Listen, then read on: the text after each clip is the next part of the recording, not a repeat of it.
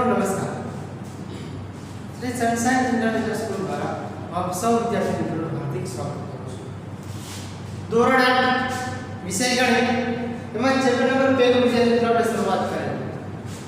તો ચાલો એમાં જોઈએ આપણે જે આગળ આપણે સમજી ગયેલા છીએ પહેલા તેની ચર્ચા કરીએ અને પછી આપણે આગળ શરૂઆત કરશું. વિષય ગણિત વિષય આપણો ચેપ્ટર નંબર 2 માં પહેલું નામ છે સમય સંખ્યા.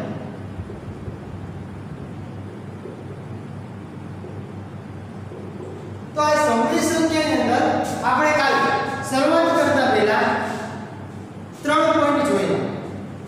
એક તો પ્રાકૃતિક સંખ્યા, બીજી પૂર્ણ સંખ્યા અને ત્રીજી જોઈ પૂર્ણાંક સંખ્યા.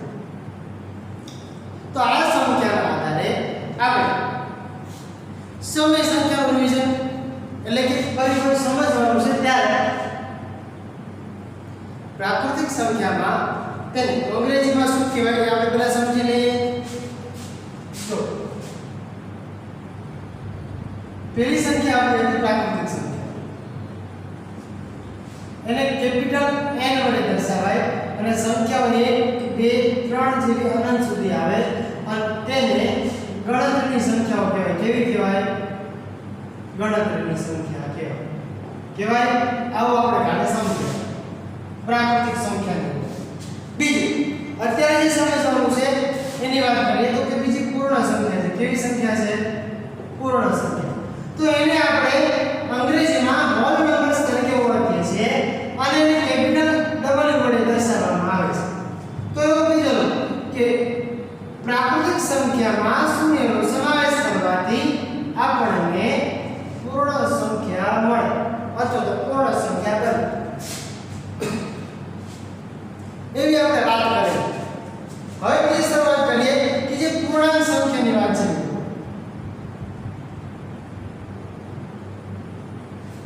તો પૂર્ણાંક સંખ્યાને કહેવાય ઇન્ટિજર્સ નંબર. પરંતુ આપણે એને શેના વડે દર્શાવશું? તો કે કેપિટલ Z વડે દર્શાવશું. અને એમાં કેવી સંખ્યાનો સમાવેશ થાય તે આપણને બધાને ખબર છે.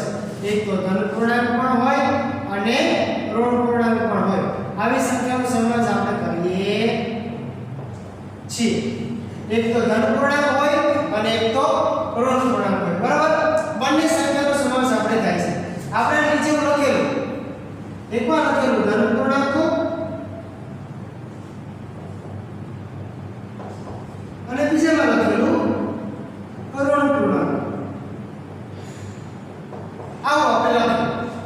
અને હવે આજે આપણે શરૂઆત કરવાની છે સંખ્યા રેખાના આધારે કે સંખ્યા રેખા પૂર્ણાંક સંખ્યાઓ તો છે પણ તમે સંખ્યા રેખાને આપણે કેવી રીતે સમજવું, કેવી રીતે ગણતરી કરવી એની આપણે થોડી વાત કરીએ.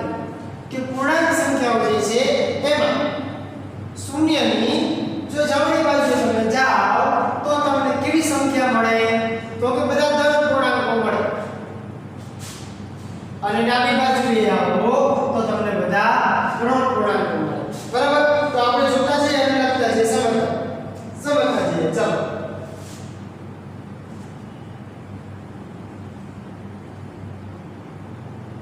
એક આ સંખ્યા રેખા છે. તો એની અંદર આપણે પહેલા તો સંખ્યા દર્શાવી દઈએ. 0 1 2 3 અને 4 -1 -2 -3 અને -4.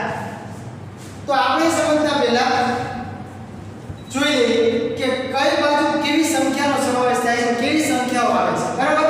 તો જો શૂન્યની બધી જમણી બાજુ કેવી સંખ્યાઓ છે? ધન સંખ્યાઓ છે. તો આપણે એને પાછું સમજીને લખીએ કે જો આ બાજુ જેટલા પૂર્ણાંક તમને દેખાય છે બધા કેવા છે? તો કે ધન પૂર્ણાંક છે.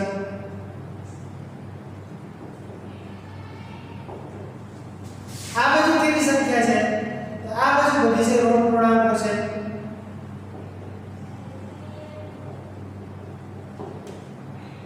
આ જે સંખ્યા છે કેવી છે?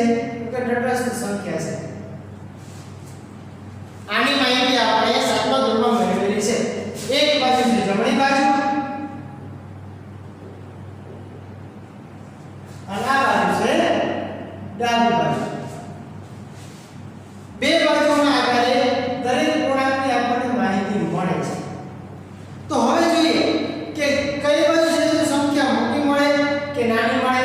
તો અહીંથી પોઈન્ટ લખતા છે અને આપણે સમજતા છે. પછી પૂર્ણાંક સંખ્યા જ્યારે બની જાય પછી એના પછી આપણે શેની શરૂઆત કરવાની છે? તો શરૂઆત કરશું આપણે સમય સંખ્યા. એ સમય સંખ્યા એટલે શું? સમય સંખ્યા કોને કહેવાય? સમય સંખ્યા શેના વડે દર્શાવાય? સમય સંખ્યામાં કેવી સંખ્યાનો સમાવેશ થાય? એ બધી ચર્ચા આપણે કરશું. તો ચાલો જોઈએ પહેલા કે શૂન્યની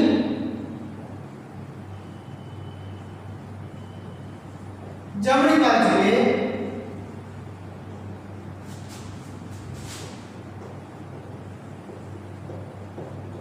ધન પૂર્ણાંકો અને ડાબી બાજુએ ઋણ પૂર્ણાંકો આવેલા છે. તો હવે લખીએ કે જેમ આપણે જમણી બાજુ જઈએ લખતા છે એને સમજતા છે કે જેમ જમણી બાજુ જઈએ તેમ સંખ્યા મોટી મળે. સમજો સાવ સિમ્પલ છે અને આવડે એવું છે. અને ડાબી બાજુએ અને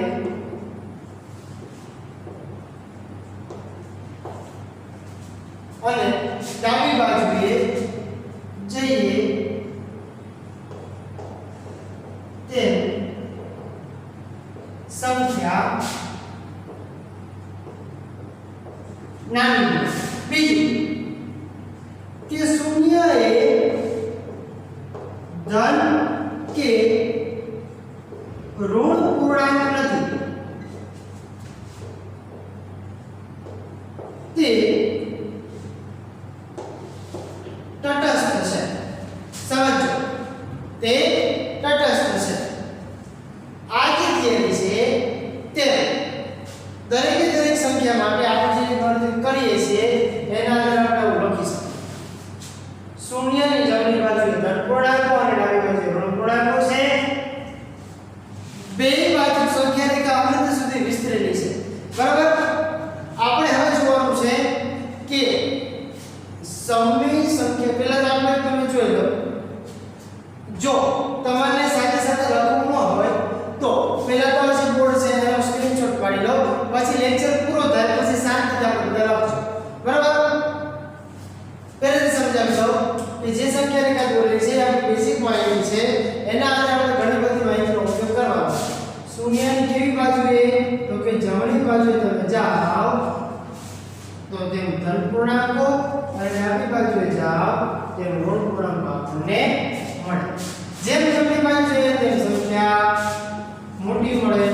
જમણી બાજુ જઈએ તેમ સંખ્યા મોટી અને ડાબી બાજુ જઈએ તેમ સંખ્યા નાની મળે. તો શૂન્ય એ ધન પૂર્ણાંક કે ઋણ પૂર્ણાંક નથી પરંતુ કેવી છે? તટસ્થ સંખ્યા છે. તમે જ્યારે લખવા બેસો ત્યારે તમારે કોઈએ આવા લીટા કે સર્કલ કરવાના નથી. અંડરલાઈન કે લીટા કરવાની કોઈ જરૂર છે નહીં. આપણે ખાલી માત્ર લખવાનું જ છે. ચલો તો આપણે આ લેક્ચરમાં શું સમજ્યા કે સંખ્યા રેખાઓ પર જે સંખ્યા આપેલી છે એ કેવી સંખ્યાઓ છે, કઈ બાજુ જઈએ તો કેવી સંખ્યાઓ મળે છે એની આપણે ચર્ચા કરી. બરાબર. તો હવે આપણે જોવાનું એ છે કે સમય સંખ્યા એટલે શું? તો સમય સંખ્યાને તમે કેવા નામે ઓળખશો? તો સમય સંખ્યાને ઓળખવા માટે કેવા નામ ઓળખો? તો સમય સંખ્યા એટલે કે રેશનલ નંબર્સ. શું કહેવાશે? સમય સંખ્યા એટલે કે રેશનલ નંબર્સ. ચલો આપણે ઉપરથી લખવાની શરૂઆત કરીએ.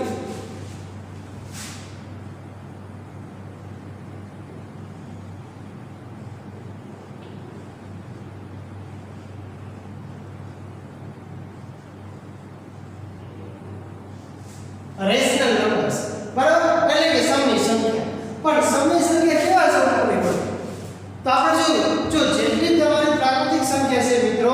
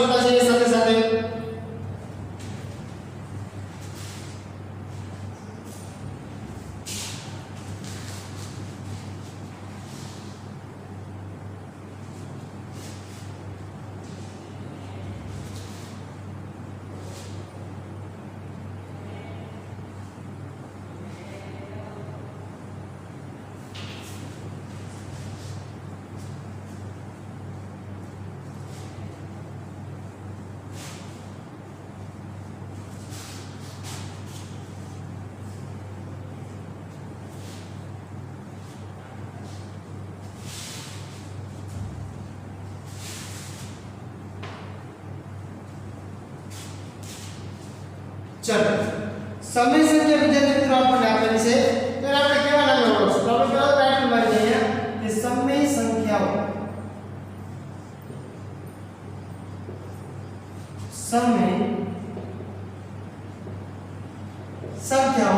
જેને આપણે શું કહીશું?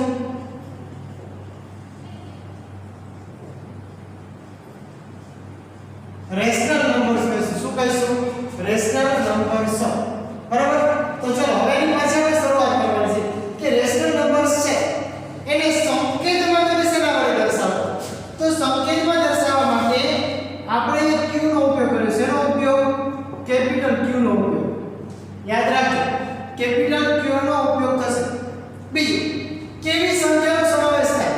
તો સમય સંખ્યા છે એ જાણવા માટે આપણે બધાએ ત્રણ શરતોનું પાલન કરવું પડશે.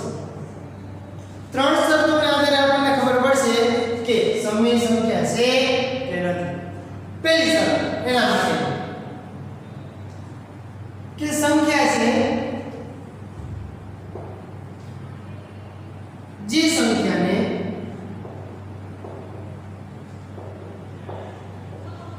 p ના છેદમાં q સ્વરૂપે લખી શકાય તેને. બીજી શરત p ના છેદમાં q તો આપણે લખીએ છીએ પણ p અને q કેવા હોવા જોઈએ તો એની માટેની વાત કરીએ કે જેમાં p અને q કેવા હોવા જોઈએ તો કે પૂર્ણાંક હોવા જોઈએ. કેવા હોવા જોઈએ?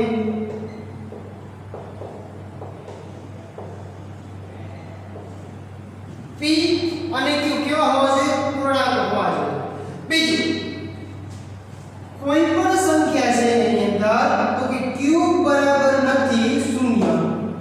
એટલે q જે છે તે છેદવાળી રકમ 0 ન હોવી જોઈએ. જો 0 હોય તો પણ સમય સંખ્યા ન. બરાબર? તો જો ચલો હવે આપણે કેવી સંખ્યા લખી શકીએ? તો લખી શકીએ આપણે કે 1 ના છેદમાં 2 હોય, 5 ના છેદમાં 7 હોય, 3 ના છેદમાં 8 હોય વગેરે જેવી સમય સંખ્યાઓ છે.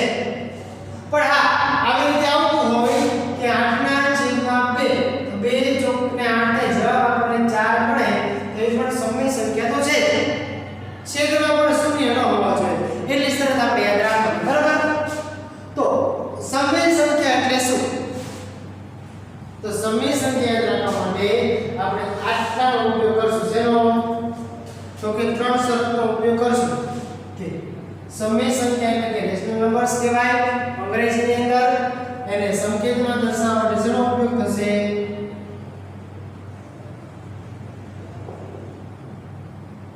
સંકેતમાં દર્શાવવા માટે કેપિટલ q નો ઉપયોગ કરશું. 1 ના છેદમાં 2, 5 ના છેદમાં 7, 3 ના છેદમાં 8 વગેરે વગેરે વગેરે જેવું આપણે લખી શકીએ.